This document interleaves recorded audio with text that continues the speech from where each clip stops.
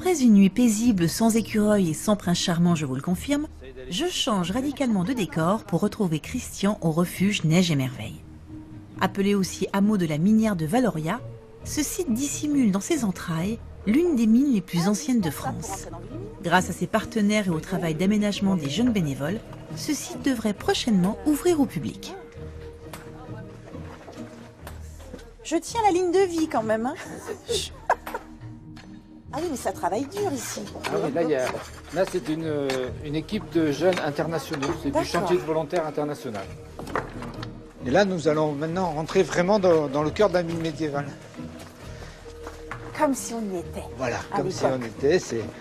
On arrive au XIIe siècle. Ah, c'est extraordinaire.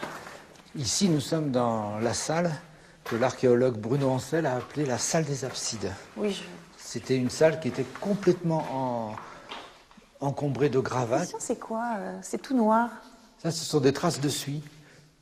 C'est la technique de l'abattage par le feu pour creuser les galeries.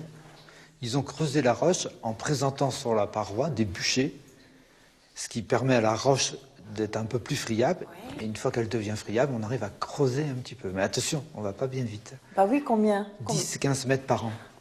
Combien il y a de kilomètres de galeries au final? Valoria, c'est entre 10 et 15 kilomètres de galeries, avec 4 accès principaux. Et il y a à la fois la mine médiévale et à la fois la mine moderne. Alors, qu'est-ce qu'on exploite dans cette mine? Ah, c'est un gisement de plomb argentifère, oui. Connu sous le nom de galène. Ah, il y a une relation avec le poste à galène? Exactement. D'accord. Et ensuite, au début du XXe siècle, on a surtout exploité la blinde, c'est du minerai de zinc. Avec le minerai de zinc, c'est toute la plomberie, c'est aussi des objets, des ustensiles comme des arrosoirs. Avant, on avait des arrosoirs en zinc.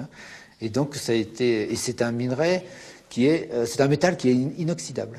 C'est grâce au chantier des bénévoles que vous êtes arrivé à restaurer toute cette mine? Absolument, ça c'est sûr. Grâce aux jeunes, on progresse très rapidement. Ici, c'était une salle où il n'y avait que des remblais, que des pierres. Elle a été nettoyée.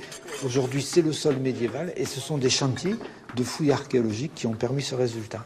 Qu'est-ce qui t'émeut dans ce travail de la mine? Qu'est-ce que tu y trouves là-dedans? Moi, c'est le projet de restituer ce patrimoine aux habitants de cette vallée. C'est pour moi le plus important. Ensuite, c'est peut-être aussi, et je l'espère, la pérennisation de l'association Neige et Merveille via l'activité des visites de la mine et tout ce qu'on va pouvoir organiser autour avec des universités, avec des écoles, des collèges qui vont venir ici en classe de découverte et dont les projets liés à la mine feront partie des programmes pédagogiques. L'exploitation de la mine s'arrête dans les années 20 et les bâtiments sont petit à petit abandonnés. Il faut attendre 1961 pour qu'une poignée de métallurgistes de Boulogne-Billancourt en fasse l'acquisition.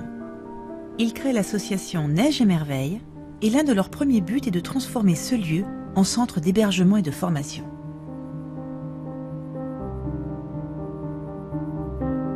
Mais qu'est-ce qu'ils venaient y faire, ces métallos de chez Renault ici? Ils venaient chercher un peu d'air pur. Eh oui, ça, Ils quittaient la poussière, ils quittaient l'usine. Ils avaient envie de retrouver des métiers plus manuels, plus créatifs. C'est ça leur projet.